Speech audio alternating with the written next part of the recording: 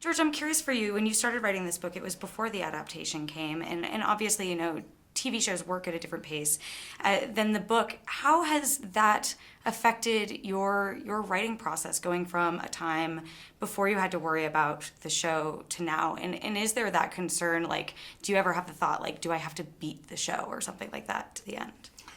Well, if I did have that thought, I've lost, because the show has caught up and is in the process of passing me. Ideally, I would have liked to finish all 7 books and have the story complete. But the show moves at a faster pace than I do. And that's partly because I'm a slow writer, and I've always been a slow writer.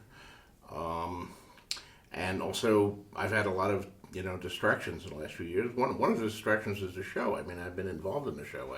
I wrote episodes for many of the earlier seasons. I was involved as a co-executive producer in some of the stuff, and that took a considerable amount of time. But it is what it is. Ideally, I wish I could hold up The Winds of Winter, the 6th book right now, and tell everybody to go out and buy it on Amazon or at Barnes & Noble or at their favorite local bookseller. But it's still not done, so all I can do is continue to write it. Well, we do know, at least if the zombie apocalypse comes, there's a chance that we'll get a promise of spring, like in Z Nation, your awesome cameo. I do have to ask you, since I have you here, last year you've given us some teases about The Winds of Winter, but last year you dropped the bomb that you had a twist that you were contemplating, but you weren't sure if you were going to go ahead with it. Can you tell us if you've decided, and if we'll know what it is when we eventually read it?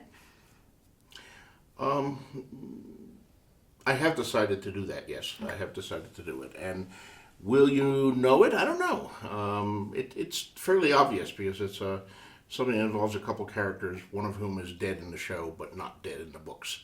So the show can't do this, unfortunately. You tease. Because they've killed a character that I have not killed. But that doesn't narrow it down much, because at this point there are like 15 characters who are dead on the show who are still alive in the books. Yeah. I get all of this stuff about being bloody-minded, but David and Dan are bloodier than I am. Listen, I saw your office bathroom. Actors are expensive. Right? No, I saw your office bathroom. You have the psycho bloody handprints. I assume that's where you take your characters to die.